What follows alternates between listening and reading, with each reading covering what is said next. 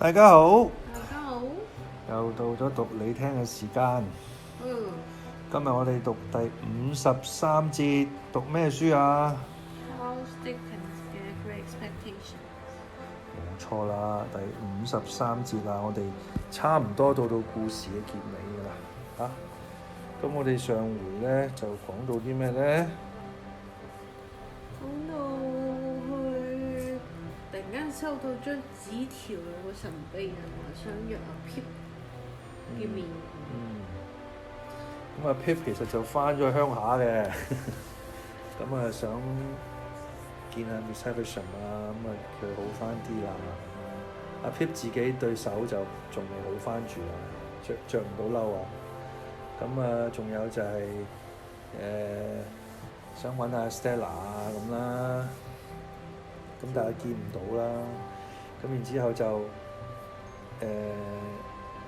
即係有講下 Pumblecook 嗰啲啦，嗰啲都係嗰啲無關痛癢啦，即係都係 Pumblecook 都係同講話，呢個人啊係我帶挈佢㗎，想上樓啊，唔識人啊呢啲咁樣啦，冇嘢。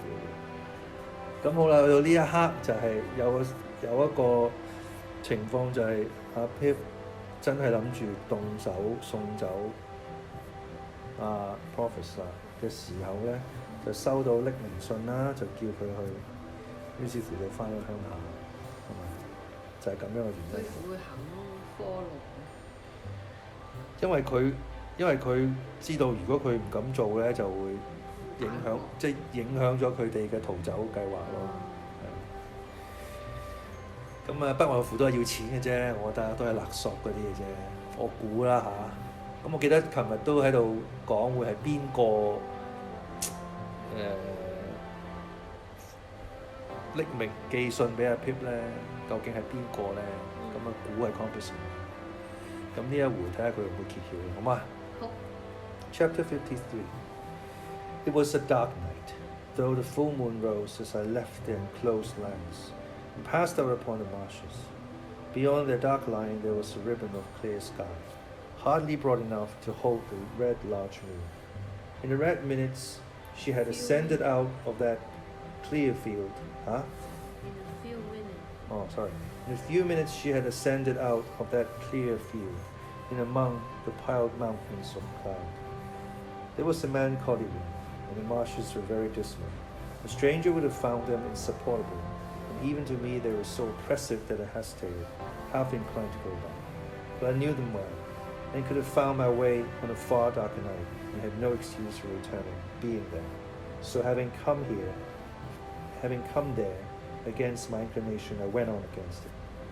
The direction that I took was not that in which my old home lay, nor that in which we had pursued the convicts. My back was turned towards the distant hulks as I walked on, and, though I could see the old lights away on the spits of the sand, I saw them over my shoulder. I knew the lime kiln as well as I knew the old battery, but they were miles apart, so that if the light had been burning at each point that night, there would have been a long strip of the blank horizon between the two bright specks. At first I had to shut some gates after me, and now and then to stand still while the cattle that were lying at the banked-up pathway arose and blundered down among the grass and reeds. But after a little while I seemed to have the whole flats to myself. It was another half hour before I drew near to the kiln. The lime was burning with the sluggish, stifling smell, but the fires were made up and left, and no workmen were visible. Hard by was a small stone quarry. It lay directly in my way and had been worked that day, as I saw by the tools and barrels that were lying about. Coming up again to the marsh level out of this excavation, for the root path lay through it, I saw a light in the old Sloy's house. I quickened my pace and knocked at the door with my hand. Waiting for some reply, I looked about me, noticing how the Sloy's was abandoned, broken, and how the house of wood and a tiled roof would not be proof against the weather much longer, if it were so even now, and how the mud and ooze were coated with lime, and how the choking vapor of the kiln crept in a ghostly way towards me. Still there was no answer, and I knocked again. No answer still, and I tried the latch. rose under my hand and the door yielded. Looking in, I saw a lighted candle on the table, a bench, and a mattress and a truckle bedstead. As there was a loft above, I called, "Is there anyone here?" But no voice answered. Then I looked at my watch, and finding that it was past 9, called again, "Is there anyone here?" There being still no answer, I went out at the door, irresolute what to do. It was beginning to rain fast. Seeing nothing save what I had seen already, I turned back into the house and stood just within the shelter of the doorway, looking out into the night. While I was considering that someone must have been there lately and must soon be coming back, or the candle would not be burning, it came to my head to look if the wick were long. I turned round to do so, and had taken up the candle in my hand, when it was extinguished some violent shock, and the next thing I comprehend was that I had been caught in a strong running noose, thrown over my head from behind. "Now," said a suppressing voice with an oath, "I've got you." "What is this?" I cried, struggling. "Who is this? Help, help, help!" Not only were my arms pulled close to my sides, but the pressure on my bad arm caused me exquisite pain. Sometimes a strong man's hand, sometimes a strong man's breast was set against my mouth to deaden my cries, and with a hot breath always close to me, I struggled ineffectually in the dark while I was fastened tight to the wall. "And now," said the suppressed voice with another oath, "call out again and I'll make short work of you."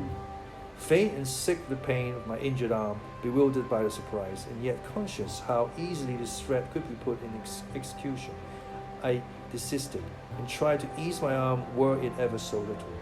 But it was bound too tight for that. I felt as if, having been burned before, it were now being boiled. The sudden exclusion of the night and the substitution of black darkness in its place warned me that the man had closed the shutter. After groping about for a little, he found the flint and steel he wanted, and began to strike a light. I strained my sight upon the sparks that fell among the tinder, and upon which he breathed and breathed, match in hand, but I could only see his lips, and the blue point of the match, even those but fitfully. The tinder was damp, no wonder there, and one after another the sparks died out. The man was in no hurry, and struck again with the flint and steel. As the sparks fell thick and bright about him, I could see his hands and touches of his face, and could make out that he was seated and bending over a table, but nothing more. Presently I saw his blue lips again, breathing on the tinder, and then a flare of light flashed up and showed me all it. 哇！點解呢？ Whom I had looked for, I don't know. I had not looked for him. Seeing him, I felt that I was in a dangerous strait indeed, and I kept my eyes upon him. He lighted the candle from the flaring match with great deliberation and dropped the match and trotted out. Then he put the candle away from me on the table so that he could see me, and sat with his arms folded on the table and looked at me. I made out that I was fastened to a stub perpendicular ladder a few inches from the wall, a fixture there, the means of ascent to the loft above. "Now," said he, when we had surveyed one another for some time, "I've got you. Unbind me, let me go." "Ah," he returned, "I'll let you go. I'll let you go to the moon, I'll let you go to the stars, all in good time. Why have you lured me here? Don't you know?" said he with a deadly look. "Why have you set upon me in the dark?" "Because I mean to do it all myself. One keeps a secret better than two. Oh, you enemy, you enemy." His enjoyment of the spectacle I finished, as he sat with his arms folded on the table, shaking his head at me and hugging himself, had a benignity in it that made me tremble. As I watched him in silence, he put his hand into the corner at his side and took up a gun with a brass-bound stock. "Do you know this?" said he, making as if he would take aim at me. "Do you know where you saw it before? Speak, wolf." "Yes," I answered. "You cost me that place. You did. Speak. What else could I do? You did that, and that would be enough, without more. How dare you to come betwixt me and a young woman I liked?" "When did I?" "When didn't you? It was you as always give old Oleg a bad name to her. You gave it to yourself. You gained it for yourself. I could have done you no harm, if you had done yourself none. You're a liar, and you take any pains and spend any money to drive me out of this country. Will you? Said he, repeating my words to Biddy in the last interview I had with her. Now, I'll tell you a piece of information. It was never so worth your while to get me out of this country as it is tonight. If it was all your money 20 times told, to the last brass farthing. As he shook his heavy hand at me, with his mouth snarling like a tiger's, I felt that it was true. What are you going to do to me? I'm a going, said he, bringing his fist down upon the table with a heavy blow, and rising as the blow fell to give it greater force. I am going to have your life. He leaned forward, staring at me slowly, and clenched his hand and drew it across his mouth as if his mouth watered for me, and sat down again. You was always in old Oleg's way since ever you were a child. You goes out of his way this present night. He'll have no more on you. You're dead. I felt that I had come to the brink of my grave. For a moment I looked wildly round my track for any chance of escape, but there was none. More than that, said he, folding his arms on the table again, I won't have a rag of you. I won't have a bone of you left on earth. I'll put your body in a kiln. I'll carry two such to it, to my shoulders, and let people suppose what they may of you. They shall never know nothing. My mind, with inconceivably rapidly, followed out on all the consequences of such a death. Estella's father would believe I had deserted him, would be taken, would die accusing me. Even Herbert would doubt me, when he compared the letter I had left for him with the fact that I had called at Miss Havisham's gate for only a moment. Joe and Biddy would never know how sorry I had been that night. None would ever know what I had suffered, how true I had meant to be, what an agony I had passed through. The death close before me was terrible, but far more terrible than death was the dread of being misremembered after death. And so quick were my thoughts that I saw myself despised by unborn generations, Estella's children and their children, while the wretched words were yet on his lips. Now, wolf, said he, before I kill you like any other beast, which is what I mean to do and what I have tied you up for, I'll have a good look at you and a good goad at you. Oh, you enemy. It had passed through my thoughts to cry out for help again, though few could know better than I the solitary nature of the spot and the hopelessness of aid. But as he sat gloating over me, I was supported by a scornful detestation of him that sealed my lips. Above all things, I resolved that I would not entreat him, and that I would die making some last poor resistance to him. Softened as my thoughts of all the rest of men were in that dire extremity, humbly beseeching pardon as I did of heaven, melted at heart as I was, by the thought that I had taken no farewell, and never now could take farewell of those who were dear to me, or could explain myself to them, or ask for their compassion on my miserable errors. Still, if I could have killed him, even in dying, I would have done.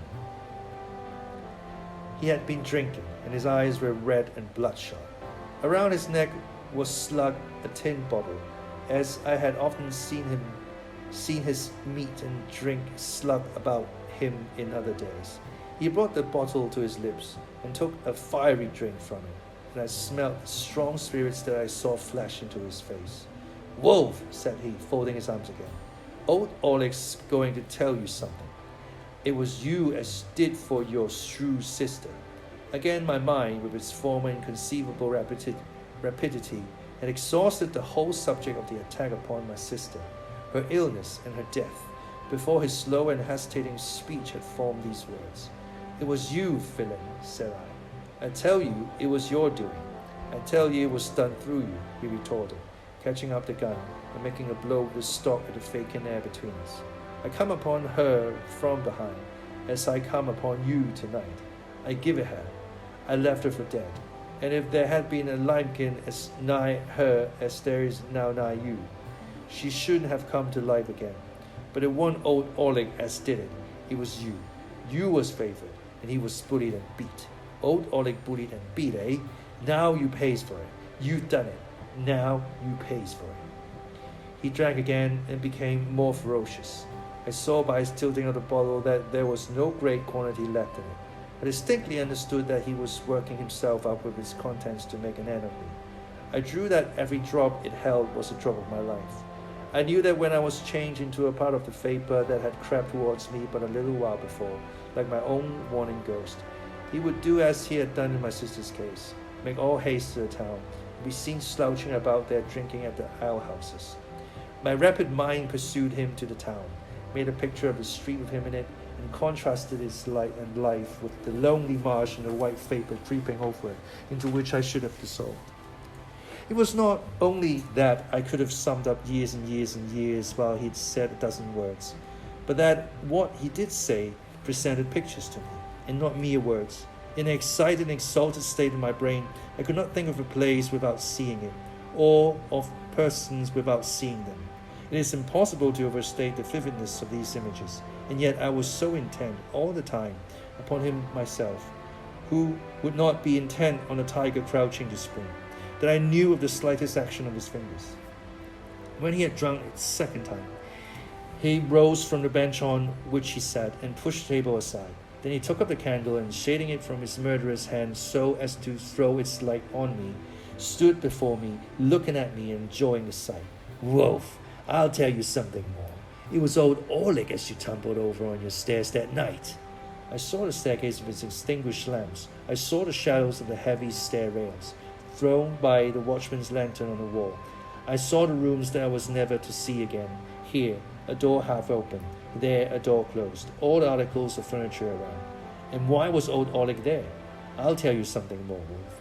You and her have pretty well hunted me out of this country, so far as getting an easy living in it goes. And I took up with new companions and new masters. Some of them writes my letters when I once them wrote. Do you mind? Writes my letters, Wolf. They writes 50 hands. They're not like sneaking you is writes but one. I've had a firm mind and a firm will to take to have your life since you was down here at your sister's burying. I hadn't seen a way to get you safe, and I've looked after you to know your ins and outs. For, says old Orlick to himself, somehow or another I'll have him. What? When I looks for you, I find your Uncle Provis, eh? Mine Point Bank and Chinks Basin and the old green copper road walk, all so clear and plain. Provis in his rooms, the signal whose use was over, pretty Clara, the good muddly woman, old Bill Barley on his back, all drifting by, as on the swift stream of my life fast running out to sea. You with an uncle too. Why, I know you at Gargery's when you were so small a wolf that I could have took your weazen betwixt his finger and thumb and chucked you away dead, and you hadn't found no uncles then. No, not you.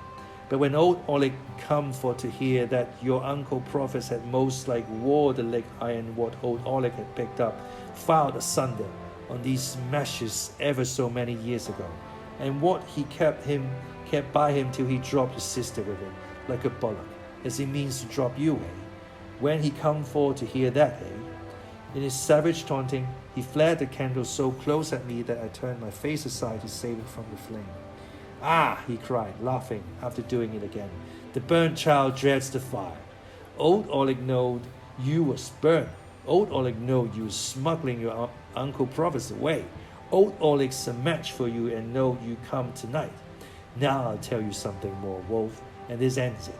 There's them that's as good a match for your Uncle Provis as old Orlick had been for you. Let him wear them when he's lost his nevy. Let him wear them when no man can't find a rag of his dear relation's clothes, not yet a bone of his body. There's them that can't and that won't have Magwitch. Yes, I know the name. Alive in the same land with them, and that's had such sure information of him when he was alive in another land, as that he couldn't and shouldn't leave it unbeknown and put them in danger. Perhaps it's them that writes 50 hands, and it's not like sneaking you as writes but one. Way composite, Magwitch, and the gallows. He flared the candle at me again, smoking my face and hair, and for an instant blinding me, and turned his powerful back as he replaced the light on the table. I had thought of a prayer, and had been with Joe and Biddy and Herbert before he turned towards me again. There was a clear space of a few feet between the table and the opposite wall. Within this space, he now slouched backwards and forwards, His great strength seemed to sit stronger upon him than ever before, as he did this with his hands hanging loose and heavy at his sides, and with his eyes scowling at me. I had no grain of hope left. Wild as my inward hurry was, and wonderful the force of the pictures that rushed by me instead of thoughts, I could yet clearly understand that, unless he had resolved that I was within a few moments of surely perishing out of all human knowledge, he would never have told me what he had told. Of a sudden, he stopped, took the cork out of his bottle, and tossed it away. Light as it was, I heard it fall like a plummet. He swallowed slowly, tilting up the bottle by little and little, and now he looked at me no more. The last few drops of liquor he poured into the palm of his hand and licked it up. Then, with a sudden hurry of violence and swearing horribly, he threw the bottle from him and stooped, and I saw in his hand a stone hammer with a long, heavy handle. The resolution I had made did not desert me, for, without uttering one vain word of appeal to him, I shouted out with all my might, and struggled with all my might. It was only my head and my legs that I could move, but to that extent I struggled with all the force, until then unknown, that was within me. In the same instant I heard responsive shouts, saw figures, and a gleam of light dashing in that door, heard voices and tumult, and saw Oleg emerge from a struggle of men, as if it were tumbling water, clear the table at a leap, and fly out into the night. After a blank, I found that I was lying unbound on the floor in the same place, with my head on someone's knee. My eyes were fixed on the ladder against the wall when I came to myself, had opened on it before my mind saw it, and thus, as I recovered consciousness, I knew that I was in a place where I had lost it.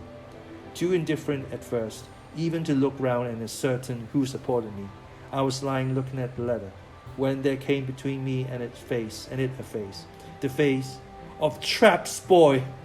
即係邊個啫？邊個嚟㗎？呢個 Trap 係個裁縫啊，串個裁縫個仔都好憎佢㗎嘛，曾經。I think he's all right, said Trap's boy in a sober voice, but ain't he just pale though? At these words, the face of him who supported me looked over into mine, and I saw my supporter to be Herbert, great heaven! Softly, said Herbert, gently handled, don't be too eager. And our old comrade stuttered, I cried, as he too bent over me. Remember what he is going to assist us in, said Herbert, and be calm. The illusion made me spring up, though I dropped again from the pain in my arm. Time has not gone by, Herbert, has it? What night is tonight? How long have I been here? For I had a strange and strong misgiving that I had been lying there a long time, a day and a night, 2 days and nights, more. The time has not gone by. It is still Monday night. Thank God! And you have all tomorrow, Tuesday, to rest in, said Herbert. But you can't help groaning, my dear Handel. What hurt have you got? Can you stand? Yes, said I can walk. I have no hurt but in this throbbing arm. They laid it bare, and did what they could. It was violently swollen and inflamed, and I could scarcely endure to have it touched. But they tore up the handkerchiefs to make fresh bandages, and carefully replaced it in the sling, until we could get to the town and obtain some cool lotion to put upon it. In a little while we had shut the door of the dark and empty slice house, and were passing through the quarry on our way back. Trap's overgrown young man now, went before us with a lantern, which was the light I had seen come in at the door. But the moon was a good 2 hours higher than when I had last seen the sky, and the night, though rainy, was much lighter. The white vapor of the kiln was passing from us as we went by, and as I had thought a prayer before, I thought a thanksgiving now. Entreating Herbert to tell me how he had come to my rescue, which at first he had flatly refused to do, but had insisted on my remaining quiet, I learned that I had in my hurry dropped the letter open in our chambers, where he, coming home to bring with him Stutter, whom he had met in the street on his way to me, found it very soon after I was gone. Its tone made him uneasy, and the more so because of the inconsistency between it and a hasty letter I had left for him, his uneasiness increasing instead of subsiding. After a quarter of an hour's consideration, he set off to the coach office with Startup, who volunteered his company to make inquiry when the next coach went down. Finding that the afternoon coach was gone, and finding that his uneasiness grew into positive alarm as obstacles came in his way, he resolved to fall in a post-chaise. So he and Startup arrived at the Blue Boar, fully expecting there to find me, or tidings of me, but finding neither, went on to Miss Havisham's, where they lost me. Hereupon they went back to the hotel to refresh themselves to get someone to guide them out upon the marshes. Among the lodgers under the Boar's archway happened to be Trapp's boy, true to his ancient habit of happening to be everywhere where he had no business, and Trapp's boy had seen me passing from Miss Havisham's in the direction of my dining place. Thus Trapp's boy became their guide, and with him they went out into the Sloy's house, though by the town way to the marshes which I had avoided. Now, as they went along, Herbert reflected that I might, after all, have been brought there on some genuine and serviceable errand tending to proper safety, and bethinking himself that, in that case, interruption must be mischievous, left his guide and started on the edge of the prairie, and went on by himself, and stole round the house 2 or 3 times, endeavouring to ascertain whether all was right within. As he could hear nothing but indistinct sounds of one deep rough voice, he even at last began to doubt whether I was there, when I suddenly cried out loudly, and he answered the cries, and rushed in, closely followed by the other 2. When I told Herbert what had passed within the house, he was for our immediately going before a magistrate in the town, late at night as it was, and getting out a warrant. But I had already considered that such a course, by detaining us there, or binding us to come back, might be fatal to progress. There was no gainsaying this difficulty, and we relinquished all thoughts of pursuing Oleg at that time. For the present, under the circumstances, we deemed it prudent to make rather light of the matter to Trapp's boy, who, I am convinced, would have been much affected by disappointment, if he had known that his intervention saved me from languishing. Not that Trapp's boy was a malignant nature, but that he had too much spare vivacity, and that it was in his constitution to want variety and excitement at anybody's expense. When he parted, I presented him with 2 guineas, and told him that I was sorry ever to have had an ill opinion of him. Wednesday being so close upon us, we determined to go back to London that night, 3 in the post-chaise, the rather as we should then be clear away before the night's adventure began to be talked of. Herbert got a large bottle of stuff for my arm, and by dint of having this stuff dropped over it all the night though, I was just able to bear its pain on the journey. It was daylight when we reached the temple, and I went at once to bed, and lay in bed all day. My terror, as I lay there, of falling ill and being unfitted for tomorrow was so besetting, that I wonder it did not disable me for or of itself. It would have done so, pretty surely, in conjunction with the mental wear and tear I had suffered, but for the unnatural strain upon me that tomorrow was, so anxiously looked forward to, charged with such consequences, its results so impenetrably hidden, though so near. No precaution could have been more obvious than our refraining from communication with him that day. Yet this again increased our resistances. I started at every footstep and every sound, believing that he was discovered and taken, and this was the messenger to tell me so. I persuaded myself that I knew he was taken, that there was something more upon my mind than the fear of a presentiment, that the fact had occurred, and I had a mysterious knowledge of it. As the days wore on, and no ill news came, as the day closed in and darkness fell, my overshadowing dread of being disabled by illness before tomorrow morning altogether mastered me. My burning arm throbbed, and my burning head throbbed, and I fancied I was beginning to wander. I counted up to high numbers, and make sure of myself, and repeat passages that I knew in prose and verse. It happened sometimes that, in the mere escape of a fatigued mind, I dozed for some moments or forgot. But then I would say to myself with a start, now it has come, and I am turning delirious. It kept me very quiet all day, and kept my arm constantly dressed, and gave me cooling drinks. Whenever I fell asleep, I woke with the notion I had in Soy's house, that a long time had elapsed and the opportunity to save him was gone. About midnight, I got out of bed and went to Herbert with the conviction that I had been asleep for 24 hours, and that Wednesday was past.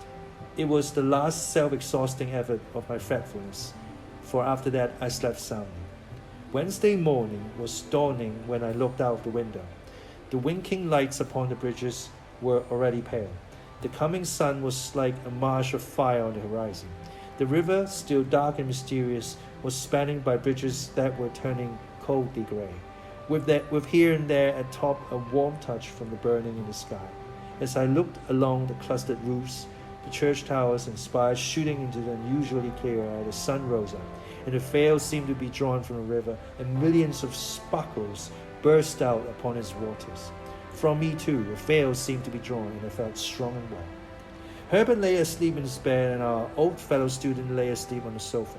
I could not dress myself without help, but I made up the fire, which was still burning, and got some coffee ready for them. In good time, they too started up strong and well, and we admitted the sharp morning air at the windows and looked at the tide that was still flowing towards us. When it turns at 9 o'clock, said Herbert cheerfully, look out for us and stand ready. You over there at Mill Pond Bank. 即係其實佢哋咁緊張，就係佢哋都要按住個計劃進行，要送走 Herbert。咁最尾原來都係要 Herbert 救翻佢嘅。但係咪個裁判啊救佢啊？因為個 traps boy 咧就係喺鄉下度就成日都係出晒名，就係無所事事遊手好閒，就周圍供周圍八卦，就俾佢見到阿 Pip 經過過。於是乎到 Herbert 經過嗰陣時候咧，阿 Trap 就話俾佢聽，就見到佢，就係巧合嚟嘅。但係 Herbert 就唔係巧合嚟嘅 ，Herbert 就真係跟佢。其實少少牽強啦，成件事。即係佢又要揦係福爾摩斯咁，又要講翻佢點樣跟蹤佢啊！即係，但係其實，唉，算啦，佢都係想增加少少懸疑感啫。同埋又唔係 Comparison， 即係殺出個程咬金就係柯力，就係唔想你估到嚇。咁但係其實我覺得都作用不大啦，即係佢暈咗咁，但係時間又冇流逝，咁又佢哋又趕得切送走，即係準備送走啊 Prophet， 即係佢想即係刺激少少啦咁啦，咁但係柯力都係逃之夭夭嚇，最尾都係逃之夭夭，唔知走咗去邊。咁我哋究竟會唔會再出現呢？而家剩翻幾回，有機會嘅，但係佢似乎同 Commerson 又好似唔係一路，即係佢有佢自己嘅仇怨啦，對於阿 Pip 即係好唔妥阿 Pip 啦。咁但係呢個前面冇乜點鋪墊，所以即係其實少少牽強，即係柯力唔妥阿 Pip 有咁嘅機會，但係唔係去到呢個程度咯。唔係要殺咗佢咯，係咯，不過算啦。咁故事就有呢度先啦。咁我哋下次繼續啦。咁睇下阿 Pip 可唔可以順利送走 Professor 好冇？好，下次再講。